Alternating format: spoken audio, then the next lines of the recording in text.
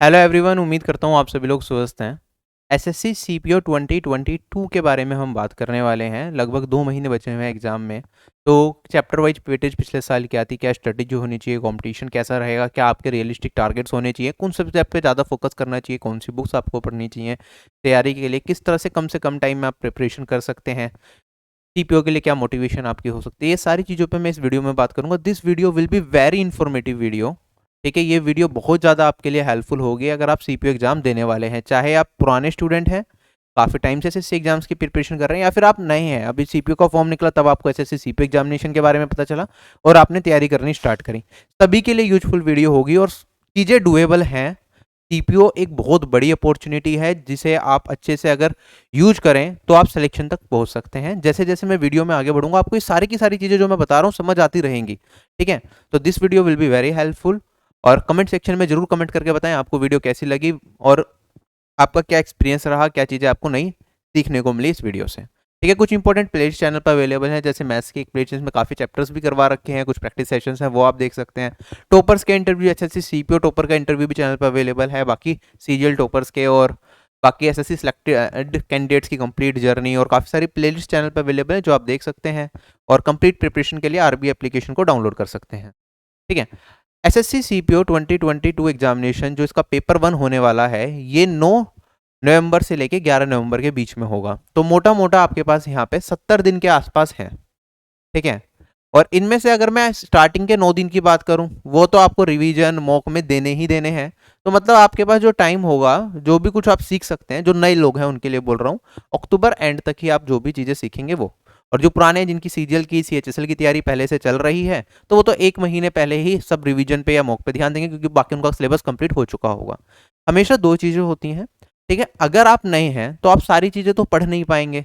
ठीक है, नए लोगों को मॉक का बहुत ज़्यादा फायदा नहीं मिलता। नए लोगों को क्या करना होता है, अपना मैक्सिमम कोशिश करनी है कि हमारे पास जो सिलेबस है उसको 70% तक भी हम कवर करके चले जाएं तो एग्जाम में अच्छा कर सकते हैं। क्योंकि दिक्कत क्या होती है, पेपर में 200 क्वेश्चन आते हैं तो पेपर छूटता है। ठीक है, तो अब आपकी जब तैयारी ही लिमिटेड होगी तो आपका पेपर मान लो 70% भी आपने सही सही अटेम्प्ट कर दिया तो भी आपके सिलेक्शन के चांसेस बन जाएंगे। तो इस टाइम के आप ज़्यादा से ज़्यादा चीज़ें सीखें जो लोग नए हैं, और जो लोग पुराने हैं वो अपने जल्दी से सिलेबस कंप्लीट करके ज़्यादा से ज़्यादा उन्हें मॉक देने होते हैं। ठीक है, अभी मैं आगे बढ़ता हूँ। बाकी और एग्जाम्स की डेट आ गई, स्टेनो 2022 एग्जाम की डेट भी आ गई है। 17 नवंबर और 18 नवंबर को एग्जाम कराया जाएगा। Junior Hindi translator, junior translator, senior Hindi translator का एग्जाम 1 अक्टूबर को कराया जाएगा। और जूनियर इंजीनियर मैकेनिकल, इन सब के एग्जामिनेशन की डेट आप देख सकते हैं। ठीक है, तो एसएससी सीपीओ एग्जामिनेशन के थ्रू आपको सब इंस्पेक्टर की पोस्ट मिलती है दिल्ली पुलिस के अंदर, BSF, CRPF, CISF, Indo Tibetan border police forces and सशस्त्र सीमा बल। तो ये सारी की सारी हमारे पास फोर्सेज हैं। ठीक है, तो जो इसके अंदर लाइव होती है, ठीक है, इट्स फुल ऑफ, मतलब काफ़ी एक्टिव आपका शेड्यूल रहता है इसमें। और सबसे जो मोस्ट शॉर्ट आफ्टर पोस्ट होती है वो होती है सब इंस्पेक्टर इन दिल्ली पुलिस की। मैक्सिमम लोगों के जो ड्रीम जॉब हो है इस पर्टिकुलर एग्जाम से वो ये है। ठीक है, उसके बाद भी बाकी फोर्सेस में भी लोग जाते हैं और उसके बाद कई बार लोग शिफ्ट भी कर देते हैं, फिर से एसएससी सीजीएल का टारगेट लेके चल रहे होते हैं और एसएससी सीजीएल के थ्रू जॉब ले लेते हैं। इवन सब इंस्पेक्टर इन दिल्ली पुलिस में सेलेक्ट होने के बाद भी काफी लोग ऐसे होते हैं जो सीजीएल देते हैं। स्टिल एसएससी ये वाली पोस्ट मोस्ट सोट आफ्टर पोस्ट है। इन सभी पोस्ट की पिछले साल की क्या क्या कट ऑफ रही थी वो चीज भी हम डिस्कस करेंगे। टेलीग्राम पे आपको सारे प्रीवियस ईयर पेपर्स मिल जाएंगे एसएससी सीपीओ के, वो आप देख सकते हैं। अगर मैं वैकेंसीज का ट्रेंड देखूं 2017 से अब तक का, तो 2017 में काफी अच्छी वैकेंसी थी, 3613 वैकेंसीज थी एसएससी सीपीओ में। 18 में 1688, 2019 के अंदर लगभग 3000 के आसपास, 2020 के अंदर आपकी 1564 कुछ। तो हर साल ऐसा होता हुआ आया है, एक साल वैकेंसी ज्यादा आएंगी, ज्यादा आई फिर कम आई, फिर ज्यादा आई फिर कम आई। अब क्या हुआ, 2022 के बाद एग्जाम हुआ सीधा 2020 के बाद सीधा 2022 में, तो 2 साल के बाद एग्जाम हो रहा है। तो 2 साल की वैकेंसीज क्लब होके आई हैं। अगर मैं मोटा मोटा देखूं, अगर मैं इन दोनों साल की वैकेंसीज को क्लब कर देता हूं तो आप देखेंगे यहाँ पे 3000 और लगभग 1500, 1550, तो हमारे पास 4550 के आसपास कुछ वैकेंसीज टोटल होनी चाहिए थी। इस बार हमारे पास वैकेंसीज अच्छी आई हैं। इस बार हमारे पास जो टोटल वैकेंसीज आई हैं वो आई हैं 4300, तो चांसेस अच्छे होंगे। ठीक है, अब मैं आगे बढ़ता हूं इसके अंदर।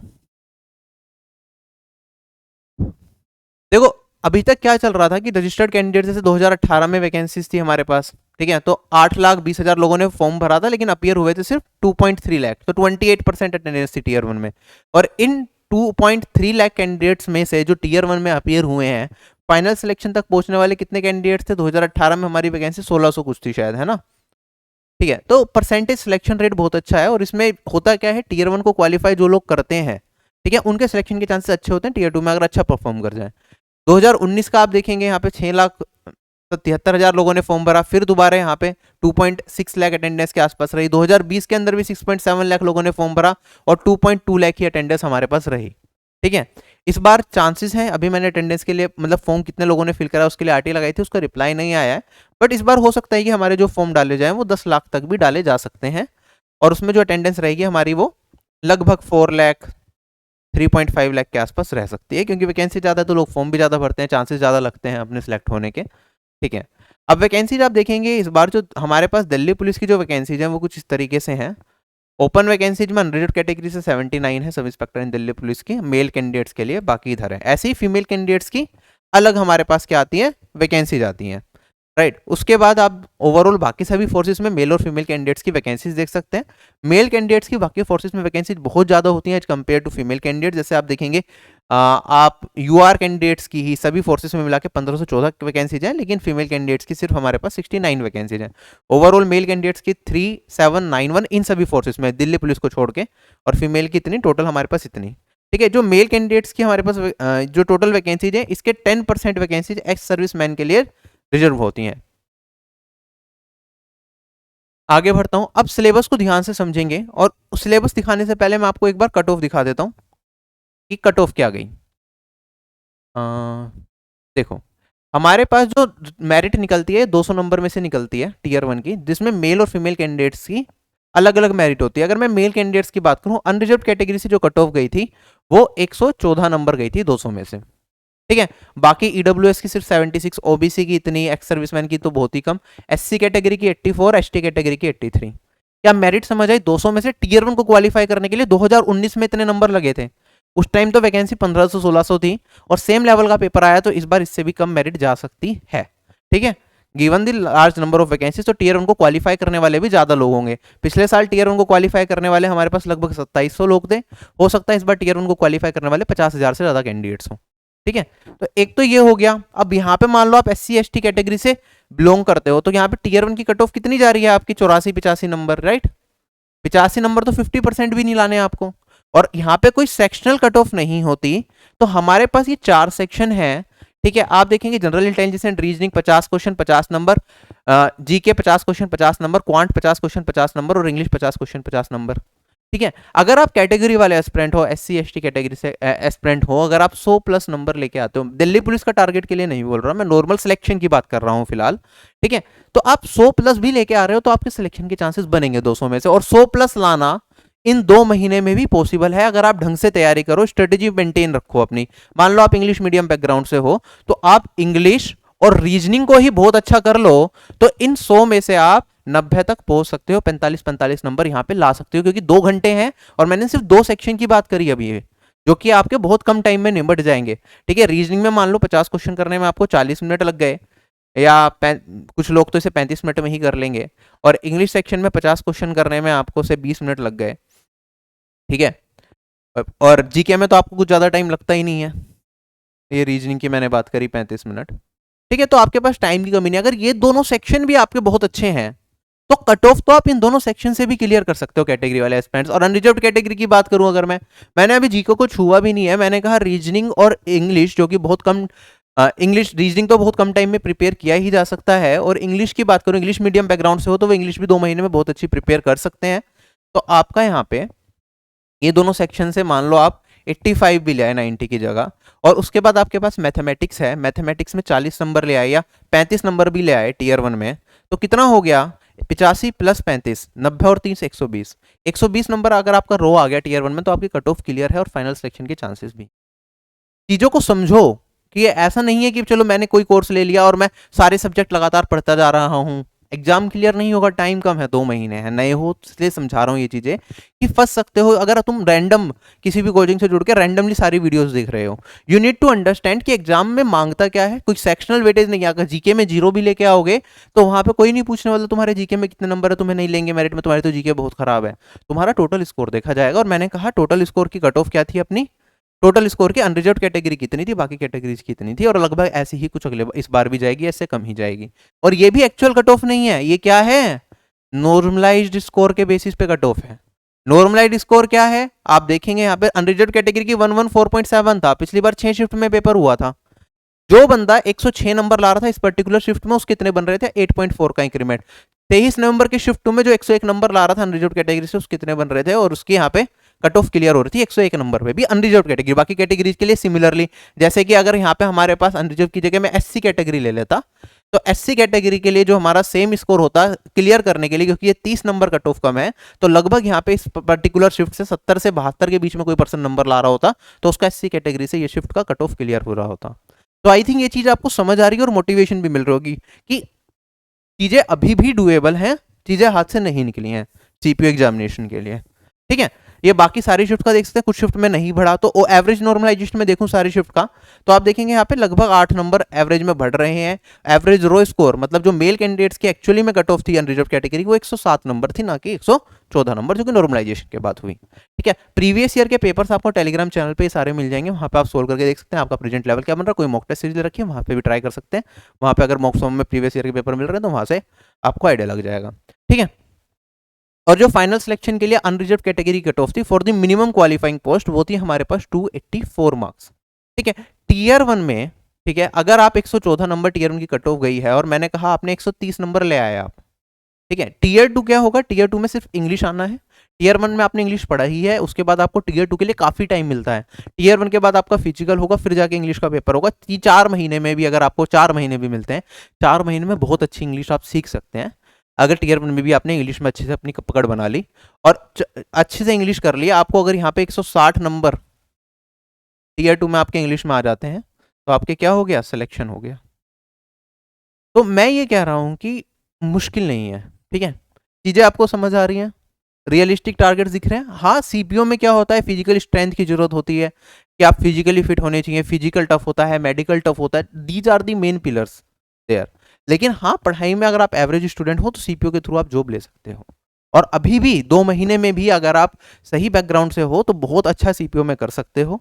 ठीक है, अगर आपका हिंदी मीडियम से रहा है, इंग्लिश वीक है, तो थोड़ी सी प्रॉब्लम आपको होगी। लेकिन हाँ, इंग्लिश वीक है लेकिन मैथ्स अच्छा है, या रीजनिंग, मैथ्स और रीजनिंग का कॉम्बिनेशन आपका अच्छा है, तो भी आप सीपीओ के थ्रू जॉब ले जाओगे, क्योंकि फिर इंग्लिश के लिए आपको टीयर 1 के बाद 4 महीने का टाइम और मिल जाएगा।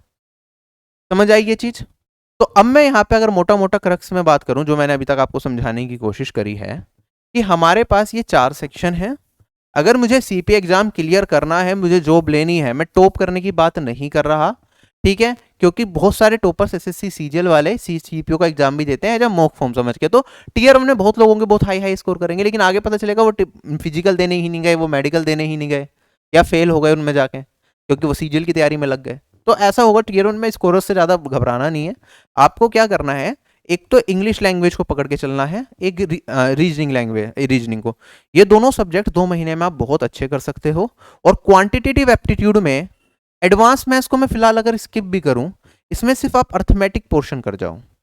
ठीक है, तो मैंने कहा अर्थमेटिक इसका करा, और 2 पोर्शन ये हमने अच्छे से कर लिए। रीजनिंग 1 महीने में बहुत अच्छे से कर सकते हो आप, और इंग्लिश भी, अब नीतू सिंह मैम की जो बुक है मैं बताऊंगा अभी आगे कैसे करनी है, वो कवर कर लोगे तो इंग्लिश में भी आप एक डिसेंट स्कोर ले आओगे। और इसमें क्वांटिटेटिव एप्टीट्यूड में मेजर आपने अर्थमेटिक कर लिया, एडवांस मैथ्स के कुछ फॉर्मूलाज पढ़ लिए, तो इसमें क्वांटिटेटिव एप्टीट्यूड में भी आप 30 तक स्कोर ला सकते हो। ये नए बिगनर स्टूडेंट की मैं बात कर रहा हूँ, जो नए हैं। ठीक है, 2 महीने पढ़ के, और इतने में आपका सिलेक्शन हो जाएगा। टीयर 1 आप क्वालिफाई कर जाओगे, फिर टीयर 2 के लिए इंग्लिश पढ़ लेना, अगर आपका main target SSC CGL examination, SSC CPO examination. ठीक है, ये छोटी छोटी कुछ चीज़ें क्लियर हुई।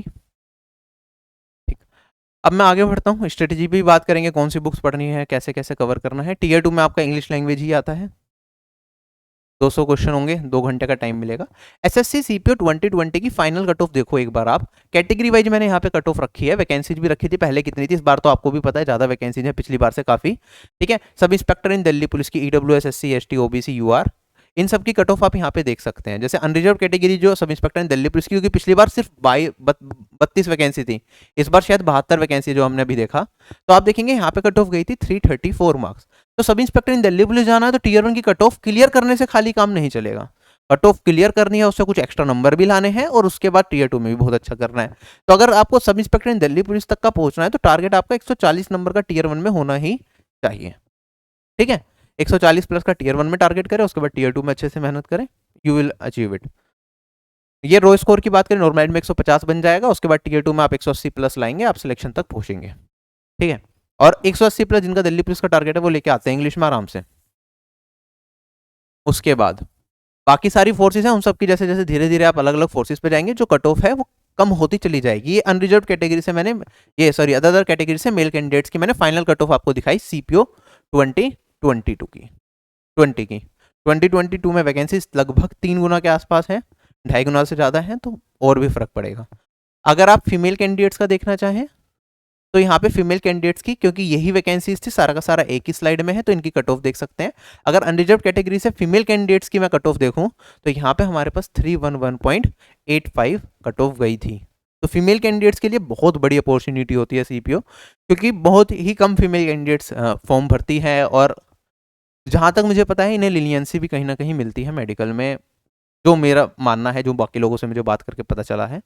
तो अगर आप फीमेल हो और पुलिस फोर्सेस में जाना, मतलब फोर्स में जाना चाहती हो, तो definitely you should fill this form and get the job. SSC CPO 2022 की 2020 की चैप्टर वाइज वेटेज होगी, जो कि 2022 के लिए आपकी काम में आएगी, क्योंकि लगभग ऐसी ही कुछ वेटेज देखने को मिल सकती है। अब देखो मैथ्स की मैं बात कर रहा हूँ, परसेंटेज के 4 क्वेश्चन, रेशियो का 1 क्वेश्चन, ऑन एन एवरेज एक शिफ्ट में, पार्टनरशिप का 1 क्वेश्चन, एवरेज के लगभग 1.5 क्वेश्चन, मतलब 2, और प्रॉफिट एंड लॉस के लगभग 2 से 3 क्वेश्चन, सिंपल इंटरेस्ट का 1 क्वेश्चन, कंपाउंड इंटरेस्ट का 1 क्वेश्चन, टाइम एंड वर्क के 4 क्वेश्चन एक शिफ्ट में। ठीक है, टाइम एंड वर्क, परसेंटेज, ये तो आसान टॉपिक्स है ना, इनके ज्यादा वेटेज है। टाइम स्पीड एंड डिस्टेंस के 2 क्वेश्चन थोड़ा बड़ा टॉपिक है, टाइम ज्यादा लगता है इसे करने में। सिंप्लीफिकेशन के 3 से 4 क्वेश्चन, सिंप्लीफिकेशन में है क्या, बोर्ड मास के क्वेश्चन आते हैं, आधे घंटे का 1 घंटे का लेक्चर होता है बोर्ड मास में, जो चीजें आपको सीखने की होती हैं। ठीक है, वो सीख गए, सारे के सारे क्वेश्चन आप सिंप्लीफिकेशन के कर रहे होंगे यहाँ पे। ठीक है, वरना कई बार सिंप्लीफिकेशन में एवरेज के बेसिक फॉर्मूला बेस्ड क्वेश्चंस आ जाते हैं, तो वो भी आपने सीख लिया, वो भी बेसिक एवरेज के अलजेब्रा के फॉर्मूला पढ़ गए, तो आपका काम चल जाएगा। फिर नंबर सिस्टम का वेटेज थोड़ा सा कम है, लेकिन ये बढ़ सकता है, तो यहाँ पे इससे देखते हुए हम ज़्यादा इस पे डिसीजन नहीं करेंगे। नंबर सिस्टम में जैसे डिविजिबिलिटी रूल हो गया, आपका रिमाइंडर थ्योरम हो गया, इस पे ज़्यादा क्वेश्चंस बनते हैं। ठीक है, उसके बाद आपका एलसीएम एचसीएफ हो गया 1.83, मतलब 2 number LCM, 2 question LCM HCF की, ये भी बहुत छोटा टॉपिक है। फिर अलजेब्रा के 3, ट्रिग्नोमेट्री के 2, हाइट एंड डिस्टेंस के 2, ज्योमेट्री के 7, मेंसुरेशन के 2, और आपके डेटा इंटरप्रिटेशन में 9। अगर मैं इसमें क्या करूं, एडवांस मैथ्स को हटा दूं। ठीक है, यहाँ पे आपका अलजेब्रा हटाया मैंने, ट्रिग्नोमेट्री, एक second, just give me a moment, मैंने अलजेब्रा को हटाया, trigonometry, height and distance, geometry और मेंसुरेशन। कितने क्वेश्चन हटे मेरे, 5, 7, 14, 15, 16, लगभग 16 क्वेश्चन मेरे हटे। अगर मैं एडवांस मैथ्स नहीं करके जा रहा, सिर्फ अर्थमेटिक करके जा रहा हूं, तो भी मैं 34 क्वेश्चन देख पा रहा हूं, और 34 में से मैं 28 से 30 क्वेश्चन कर पा रहा हूं, तो 28 से 30 नंबर मेरे बन रहे हैं, ये बिगिनर्स के लिए मैं बता रहा हूं। तो आप इस चीज को ध्यान में रखते हुए अपनी तैयारी करें, अर्थमेटिक पूरा कर लो बस, ज्योमेट्री के फॉर्मूला पढ़ जाओ। अब इस ज्योमेट्री में मतलब क्या क्या एडवांस मैथ्स में फॉर्मूला भी पढ़ रहे हो आप, तो हाइट एंड डिस्टेंस तो बड़ा छोटा सा चैप्टर है, मैंने पेड कोर्स में कराया, 3 घंटे की वीडियो है बस हाइट एंड डिस्टेंस की, सारे टाइप जो आज तक पूछे गए हैं, पूछे जा सकते हैं, वो सब करवा रखा है उसके अंदर। ठीक है, पेड कोर्स में ऑब्वियसली वो, बट किसी और टीचर से भी आप कर रहे हो या यूट्यूब से भी देख रहे हो, बहुत छोटा टॉपिक है हाइट एंड डिस्टेंस। ठीक है, तो ये कर लो, 2 क्वेश्चन आ रहे हैं, मिल जाएंगे 2 नंबर, सिंपल ही होंगे। ठीक है, ट्रिग्नोमेट्री में कम आ रहे हैं, तो इसे थोड़ा छोड़ के चलेंगे हम। ठीक है, ऑल दो ट्रिग्नोमेट्री में भी सिमिलर टाइप के क्वेश्चन हैं, लेकिन फिर भी आपको कम से कम 12 घंटे का तो कोर्स करना पड़ेगा ट्रिग्नोमेट्री का, तब जाके आप 2 क्वेश्चन बना पाएंगे। अलजेब्रा है, अलजेब्रा में ज़्यादा टाइम लगेगा आपका काफ़ी सीखने में सारी चीज़ें। ठीक है, ज्योमेट्री में बहुत ज़्यादा टाइम जाता है, मेंसुरेशन में भी थोड़ा टाइम जाता है। Mensuration crash course geometry mensuration जो एप्लीकेशन पर आऊँगा वो आप देख सकते हैं सीपीओ के लिए, अगर टाइम है तो। अदरवाइज मैं ये कह रहा हूँ कि अगर ये टॉपिक आप छोड़ भी देते हैं, तो भी मैथ्स में एक टारगेट आपको मिल रहा है। एग्जाम में प्रॉब्लम क्या होती है, आपका पेपर छूटता है। अब कुछ टॉपिक के आपने क्वेश्चन ही नहीं करे, तो आपको वो टाइम बचेगा ना, मतलब आपको मान लो 50 क्वेश्चन करना है, 50 क्वेश्चन के लिए कितने टाइम चाहिए, 50 मिनट चाहिए आपको जनरली सोल्व करने के लिए। लेकिन अगर 30 क्वेश्चन ही आपने अटेम्प्ट करने हैं, 34 क्वेश्चन ही आपने अटेम्प्ट करने हैं, उसके लिए भी तो आपको 35 मिनट ही लगेंगे, तो ये 15 मिनट बचे ना। और अब मैं कह रहा हूँ 50 मिनट आप बचा के चल रहे थे मैथ्स के लिए, 30 से 34 क्वेश्चन 50 मिनट में करने हैं, तो होंगे या नहीं होंगे, बिल्कुल होंगे। समझ आई ये चीज, ठीक।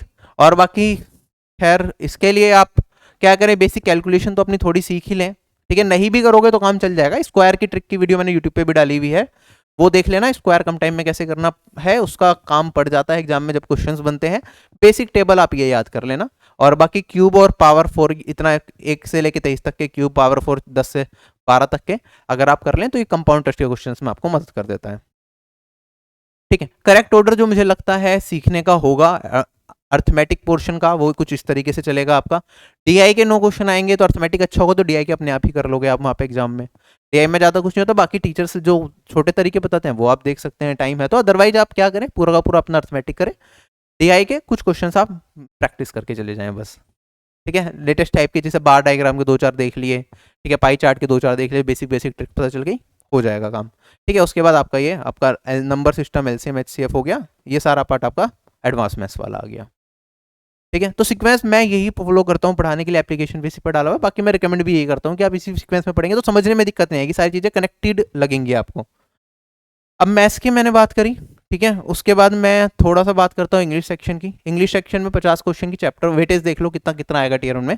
आपके 5 क्वेश्चन हर एक शिफ्ट में आएंगे, 1 वर्ड सब्स्टिट्यूशन के, 5 क्वेश्चन स्पेलिंग के, 5 synonym, 5 antonym, 5 idioms, 5 error detection, 5 error correction, आपके फिल इन द ब्लैंक के 5, क्लोज टेस्ट के 5 और रीडिंग कॉम्प्रिहेंशन के 5 क्वेश्चन आएंगे। ठीक है, तो दिस इज द वेटेज। अब इसमें ज़्यादा टाइम आपका कहाँ लगता है, इंग्लिश में रीडिंग कॉम्प्रिहेंशन वाला पार्ट। ठीक है, अब जब पेपर दे रहे होंगे, ठीक है, मान लो आपको इंग्लिश सेक्शन ठीक ठाक है आपका, ठीक है, मैथ सेक्शन अच्छा है, रीजनिंग सेक्शन अच्छा है, तो अगर आपको कहीं लगता है टाइम का है, ऑल तो रीडिंग कॉम्प्रिहेंशन भी हो ही जाता है, तो कर ही लेना। पेपर अटेम्प्ट कैसे करना है वो सीख लो, वरना मैं भूल जाऊंगा बताना। पहले जीके करते हैं हम या इंग्लिश करते हैं, जीके और इंग्लिश में से पहले कोई भी कर सकते हो, सेकंड नंबर पे दूसरे वाला सब्जेक्ट, फिर आप रीजनिंग करते हैं और फिर आप क्या करते हैं, मैथ्स को अटेम्प्ट करते हैं। This is the pattern that I usually recommend. और इसके लिए आप रीजनिंग में क्या करें, जो सीरीज वाले क्वेश्चन होते हैं जो एक बार की में ना बने, उसके लिए वेस्ट ना करें अपना, आगे मूव करते रहें, मैथ सोल्व करें। ठीक है, रीजनिंग में कई बार ऐसा होता है क्वेश्चन में 10-10 मिनट लग गए, 15-15 मिनट लग गए, तो सब बेकार हो जाता है उससे पूरा पेपर। तो फंसना नहीं है रीजनिंग में, सीरीज वगैरह क्वेश्चन में। अगर लॉजिक आपको हिट नहीं कर रहा है रीजनिंग में, आगे बढ़ो, लास्ट में टाइम मिलेगा तो आगे कर लेंगे, अदरवाइज नहीं। मैथ्स में तो कम से कम क्वेश्चन देख के आपको पता होगा आता है या नहीं आता, आता होगा तो ही आप हाथ पैर मारेंगे और आंसर निकाल भी लेंगे। ठीक है, रीजनिंग में लगता है अब आंसर आएगा, लेकिन आंसर आता नहीं है। ठीक है, तो ये सारी की सारी चीज़ें होगी हमारी इंग्लिश की वेटेज कुछ इस तरीके से रहेगी। इंग्लिश की प्रिपरेशन कैसे करनी है वो देखें। मैथ्स के बारे में मैं भी थोड़ा और बताऊंगा आपको थोड़ी देर में ही, अपने कोर्स के बारे में भी और वैसे भी। इंग्लिश की अगर मैं बात करूँ तो प्लेन टू पैरामाउंट जो इंग्लिश की बुक आती है, ये केडी कैंपस की, तो नीतू मैम की, ये आप फॉलो कर सकते हैं, मार्केट में मिल जाएगी। ठीक है, this is one of the most recommended book for SSC examination. Word power made के सेशंस आपको हमारे यूट्यूब चैनल पे ही मिलेंगे, जिससे आपकी वोकैबलरी में काफ़ी ज़्यादा मदद मिलेगी एसएससी के सभी एग्जामिनेशन के लिए। बहुत अच्छे तरीके से आपको इंग्लिश के टीचर पढ़ाएंगे। आपके पास या तो ये बुक ले लो आप, अगर ये वाली है तो इससे भी काम आपका चल जाएगा। पढ़ने का तरीका क्या होता है, आप वोकैबलरी अपनी अच्छी स्ट्रॉन्ग करें। 2 महीने में आपका टारगेट, अगर बिगिनर हो तो टारगेट है बस यही बुक हमें अच्छे से खत्म करनी है और एग्जाम में जाना है, जितने बनेंगे बन जाएंगे। ठीक है, टारगेट क्या होता है आपका वोकैबलरी का, कि दिन का हमने 25 वन वर्ड सब्स्टिट्यूशन याद करें, 25 हमने इडियम्स एंड फ्रेसेस याद करें, 25 हमने होमोनिम्स या कुछ और वर्ड्स हैं सिनोनिम्स आप चाहो तो देख सकते हो। ठीक है, 25 आपने वोकैबलरी के वर्ड देख लिए जनरल, या 25 फ्रेजल वर्ब्स देख लिए, शायद अब की बार फ्रेजल वर्ब्स भी है इस बुक में। तो इस सीक्वेंस में आप करते चलें अपना। ठीक है, वोकैबलरी का 1 से 2 घंटे तक, अगर 2 घंटे भी दे लें, ठीक है, 1.5 घंटा वोकैबलरी का दे लो और 1.5 घंटा अपना आप किस पे दें, ग्रामर पे, क्योंकि इंग्लिश में स्कोर इंक्रीज करने के चांसेस बहुत ज़्यादा हैं। ठीक है, अगर आप बिगिनर हो तो आप बड़ी जल्दी आपका स्कोर बढ़ेगा जब आप ये चीज़ें कर रहे होंगे। ग्रामर में क्या करना है, अगर आप किसी टीचर से पढ़ रहे हैं तो उस टीचर ने जो पढ़ाया वो उसे रिवाइज करा, और इस बुक में जो पीछे प्रैक्टिस होगी, चैप्टर के बाद कुछ क्वेश्चन होंगे प्रैक्टिस के लिए, वो आपने साथ के साथ इस बुक से प्रैक्टिस कर लिया। जिससे जाओ 2 महीने में कंप्लीट हो जाएगी ये बुक। ठीक है, उसके बाद ये वर्ड पावर मेडी जी के वोकैबलरी की सेशंस आप देखें। बुक लेने का कोई फायदा नहीं है, खुद से पढ़ोगे बड़ी दिक्कत आएगी, हिंदी मीडियम वालों को तो समझ ही नहीं आएगी। ठीक है, तो उसके लिए क्या है, आपके सेशंस यूट्यूब पे हम प्रोवाइड करेंगे, वो आप देख सकते हैं, अदरवाइज कहीं और आपको अवेलेबल है वहाँ से भी देख सकते हैं। ठीक है, आगे बढ़ता हूँ मैं। बाकी प्रैक्टिस के लिए प्रीवियस ईयर पेपर्स के लिए आरबी एप्लीकेशन का सब्सक्रिप्शन ले रखा है, पीडीएफ कोर्स का, तो वहाँ से आपको दिख जाएगा डिटेल में, लेकिन आंसर की फॉर्मेट में ही आंसर होते हैं, डिटेल सॉल्यूशन वहाँ पे नहीं होता। अगर आपके पास एमबी पब्लिकेशन की बुक है तो आप ये फॉलो कर सकते हैं, इसमें कुछ वोकैबलरी स्टार्टिंग में दी होती है, वो भी यूजफुल रहेगी। बाकी ब्लैक बुक आती है एक वोकैबलरी के लिए, एसएससी सीजीएल सीएचएसएल सभी एग्जाम्स की प्रिपरेशन कर रहे हैं, तो you can also go for this book as well. CPO के लिए तो 2 महीने ज़्यादा नहीं पढ़ पाओगे, बट आगे और बाकी एग्जाम्स देने हैं तो you can go for this book for vocabulary as well, कि एक कंपाइलेशन आपको प्रीवियस ईयर का सारा इसमें एक ही बुक में मिल जाएगा। हमारे चैनल पे भी, आरबी चैनल पे भी कंप्लीट इंग्लिश ग्रामर का एक कोर्स अवेलेबल है, that is free of cost. ठीक है, प्लेलिस्ट मिल जाएगी आपको, जैसे टेंसेस पढ़ने हैं, प्रोनाउन, नाउन, ये सब वहाँ से आप देख सकते हैं, बहुत अच्छे तरीके से समझाया हुआ है, वहाँ कर सकते हैं। बाकी अभी कुछ टाइम में हो सकता है एक पेड कोर्स भी है, आप वो अगर उनका पढ़ाने का टीचर का आपको अच्छा लगता है तो आप उसके साथ जा सकते हैं। उसके बाद मैं बात करता हूँ यहाँ पे रीजनिंग की। तो रीजनिंग में ये सारे टॉपिक्स पूछे जाते हैं। इसमें वेटेज यहाँ पे लिखना मैं भूल गया, तो टेलीग्राम चैनल पे स्क्रीनशॉट डाल दूंगा, वहाँ से आप देख लेना वेटेज क्या रही रीजनिंग की। ये सारे टॉपिक्स आपको अच्छे से कवर करने हैं जिस पे क्वेश्चंस बनते हैं, जिसमें जैसे यहाँ पे कुछ टॉपिक्स हैं जो ही आपका टाइम लेंगे। आपका एनालॉजी के प्रैक्टिस जितना ज़्यादा कर लोगे अच्छा है, कि एग्जाम में सेम टाइप का पैटर्न रिपीट हो गया एनालॉजी का, तो आप जल्दी आइडेंटिफाई कर पाएंगे। बाकी मेजर जो प्रॉब्लम लोगों को होती है एग्जाम में, साइलोलिज्म आसान टॉपिक है, मैट्रिक्स वाले में सबसे ज़्यादा दिक्कत होती है, इसका लॉजिक आइडेंटिफाई करना थोड़ा मुश्किल है। सीरीज वाले में दिक्कत होती है, कोडिंग डिकोडिंग भी आजकल अच्छा पूछ रहे हैं, तो लेटेस्ट के प्रैक्टिस करके जाने हैं। ब्लड रिलेशन ईजी होता है, थोड़ी सी प्रैक्टिस कर ले हो जाएंगे क्वेश्चन। क्लासिफिकेशन क्लासिफिकेशन जो वो वाली होती है ना 3 नंबर वाली, उसमें कई बार फंस जाते हैं, तो उसकी प्रैक्टिस की ज़रूरत है। तो these are the major topic जिसमें प्रॉब्लम आएगी। कई बार काउंटिंग फिगर की जो बेसिक ट्रिक्स वगैरह होती हैं वो दिख जाना, जिससे कि हो जाए काउंटिंग फिगर। मेजर टॉपिक्स ये 3-4 ही हैं जो आपको अच्छे से प्रैक्टिस करनी है। इसके लिए मार्केट में बुक्स अवेलेबल हैं प्रीवियस ईयर की, राकेश यादव रीडर्स पब्लिकेशन, किरण पब्लिकेशन, किसी की भी ले लें जिसमें चैप्टर वाइज चीज़ें अवेलेबल हों, ठीक है, और सीक्वेंस में हो, ऐसा ना हो एब्रप्टली क्वेश्चन हैं, ठीक है। बाकी एग्जाम वाइज तो हम भी प्रोवाइड करते हैं लेटेस्ट एग्जाम्स के, वो आप ले सकते हैं, बट उसमें डिटेल सॉल्यूशन नहीं होता। आई वो ऑलवेज रिकमेंड कि आपके पास एक बुक होनी चाहिए प्रीवियस ईयर की, जिससे आप प्रैक्टिस करें।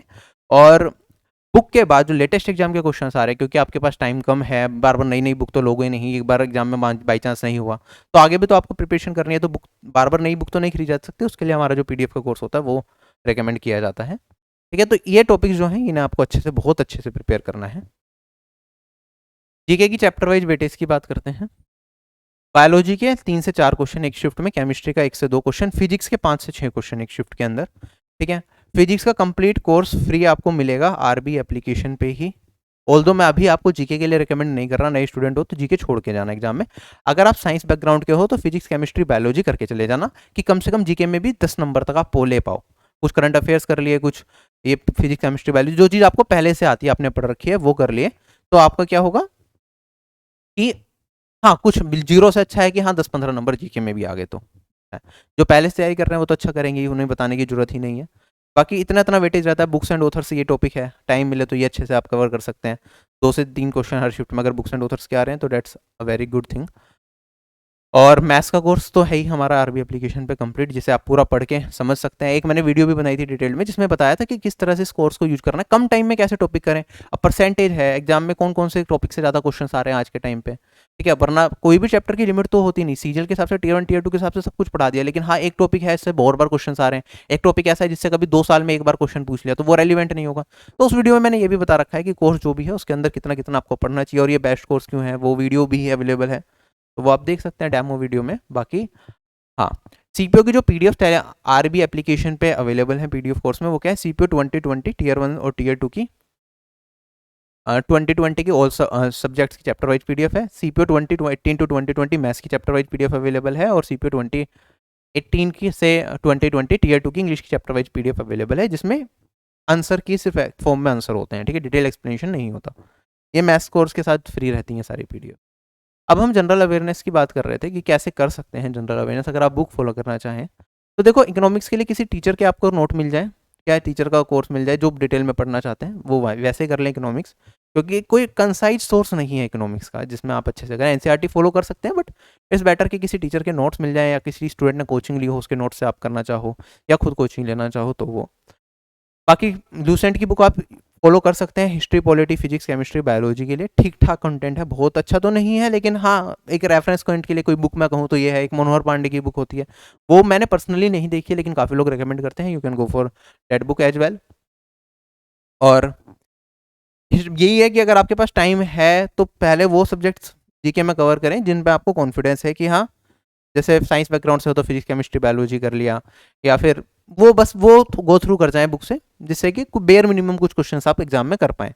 बाकी ये इंपॉर्टेंट करंट अफेयर्स के टॉपिक रहते हैं जिनसे क्वेश्चंस बनते हैं, तो करंट अफेयर्स के करेंगे तो ये टॉपिक्स अच्छे से कर जाएं। इंडिया की रैंक क्या है वेरियस इंडाइसिस में, कोई नई सबमिट हुई है तो उसका क्या चल रहा है, ठीक है। अवार्ड से रिलेटेड सवाल आएंगे, पद्मा अवार्ड्स हो गए आपके, स्पोर्ट्स गेम्स नोबल प्राइजेस कहीं भी इंडिया को अवार्ड मिला है, ज्योग्राफिकल इंडिकेटर्स क्या रहे, डेज एंड थीम्स किस दिन को क्या मनाया गया, थीम क्या थी, international organisation their headquarters and their present heads, ठीक है। कोई नया गवर्नर बना है किसी स्टेट का, चीफ मिनिस्टर बना है, उसके बारे में थोड़ी थोड़ी इन्फॉर्मेशन, ये इंपॉर्टेंट करंट अफेयर्स के हमारे टॉपिक्स रहते हैं। जैसे और एक डांस फॉर्म्स के ऊपर क्वेश्चन बन जाते हैं, बुक्स एंड ऑथर्स के ऊपर। CHSL में म्यूजिक इंस्ट्रूमेंट पे पूछा गया था, तो ये भी पूछ सकते हैं। फर्स्ट इन इंडिया मिसलेनियस का टॉपिक है, ये आपको अच्छे से करना होता है। जनरल साइंस के जो इंपॉर्टेंट टॉपिक्स हैं ये आप देख लो यहाँ पे, बायोलॉजी के, केमिस्ट्री के, फिजिक्स के। ये CGL में जो मैंने बताए थे ये वही है, मैंने इसमें कुछ बदलाव नहीं किया, क्योंकि वेंडर सेम ही है, सेम ही तरह के क्वेश्चंस बार बार बनाए जाते हैं। करंट अफेयर्स अगर आपको करने हैं, क्योंकि आपका एग्जाम नवंबर में है, तो अक्टूबर सितंबर के बहुत ही रेयर चांस है पूछेगा। सॉरी, नवंबर में एग्जामिनेशन है, अक्टूबर के नहीं पूछेगा, सितंबर के भी मिड तक के करके चले जाओ बस। और ये पिछले साल के जुलाई 2021 से अब तक के करने हैं। रिवर्स ऑर्डर में जाना, सितंबर 15 से नीचे से स्टार्ट करना, ठीक है। उसके बाद आपके अभी अगस्त खत्म हुआ है, तो अगस्त के करंट अफेयर मिल जाएंगे, उससे पहले जुलाई, जून, पीछे रिवर्स ऑर्डर में आपको करंट अफेयर अपने प्रिपेयर करने हैं, जितने भी पीछे तक जा सको, टिल जुलाई 2021, ठीक है। जिससे कि आपके क्वेश्चंस बने तो आप कर पाए, अगर करने हैं कवर तो, ठीक है। CPO की चैप्टर वाइज PDF तो एप्लीकेशन पे अवेलेबल है ही, बाकी टेलीग्राम चैनल पे भी प्रीवियस ईयर PDF अवेलेबल है SSC फॉर्मेट में, वो आप देख सकते हैं। जो PDF होती है वो कुछ इस तरह की होती है RB एप्लीकेशन में। अब मैं इंग्लिश की बात करता हूँ, Tier 2 की अब बात कर ही रहे हैं तो Tier 2 का भी समझ लेते हैं। इंग्लिश के 200 क्वेश्चन आएंगे, 200 नंबर के होंगे, एक क्वेश्चन 1 नंबर का होता है। आप यहाँ पे वेटेज देखो, किस टॉपिक की कितनी कितनी वेटेज है, स्पेलिंग के कितने क्वेश्चन, एंटोनिम, सिनोनिम, बाकी सब टॉपिक्स के यहाँ पे आपको Tier 2 की वेटेज दिखेगी। 2018, 2019, 2020 Tier 2 की PDF है ये। तो यही था हमारे पास, आई थिंक हमने सारी चीज़ें डिस्कस कर ली। Regarding maths, if you want a subscription for mathematics, आपको मैथमेटिक्स की प्रिपरेशन में कोई हेल्प चाहिए, आपको लगता है कि आपको गाइडेंस की जरूरत है, एक कंसाइज वे में आपको कोर्स की जरूरत है जिसमें क्लास नोट्स, PDF सब कुछ अवेलेबल है, तो you can go for 3 months course for SSC examination.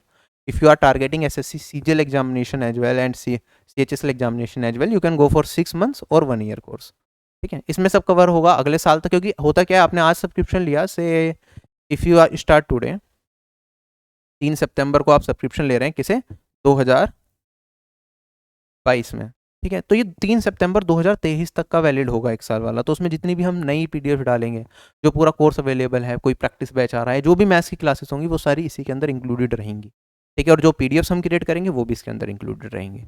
तो उसके लिए आपको आगे कभी पे नहीं करना है कि अगले बैच में, मान लो अगले साल CET का कुछ निकल के आता है, बीच में एकदम अचानक से कहा कि चलो CET जल्दी करवा रहे हैं, तो उसके लिए भी अगर CET आपके सब्सक्रिप्शन खत्म होने से पहले हुआ तो उसकी प्रिपरेशन की जिम्मेदारी भी हमारे ऊपर ही है, ठीक। तो this is something like this, और यही है इस वीडियो के अंदर। डेडिकेटेड टेलीग्राम चैनल है जिसमें आप अपनी क्वेरीज पूछ सकते हैं, आपको कहीं तकलीफ हो रही है पढ़ने में तो आप पूछ सकते हैं। मैं भी उसमें लाइव आता हूँ टेलीग्राम चैनल पे, जिससे कि पर्सनल लेवल पे आपकी कोई क्वेरी है तो आप डायरेक्टली मुझसे बोल के, मैं मेरी वीडियो आ रही होगी, ऑडियो आ रही होगी, आपकी ऑडियो आती है मेरे पास, उसका मैं रिप्लाई करता हूँ टेलीग्राम चैनल, ठीक है। तो हफ्ते में 1 दिन अभी मैंने सोचा है कि हम रखेंगे, और जैसे जैसे एग्जाम पास आएगा कोशिश करूँगा और भी इसका टाइम को कम करूँ, ज़्यादा से ज़्यादा आप लोगों से कनेक्ट कर पाऊँ वहाँ पे। तो इस पूरा कोर्स की वीडियोज अवेलेबल है RB एप्लीकेशन पे, और ये सारी PDF कोर्स मैथ्स कोर्स के साथ फ्री रहता है। I hope this video is useful. कोई क्वेरी हो, कुछ पूछना हो, कमेंट सेक्शन खुला है, कमेंट सेक्शन में कमेंट करके बताना, ठीक है। लगेगा ज़रूरी है तो उस पर ऊपर वीडियो बनाऊंगा, अगर लगेगा कि रिप्लाई कर सकता हूँ तो रिप्लाई कर दूंगा, नहीं देख पाया तो रियली सॉरी।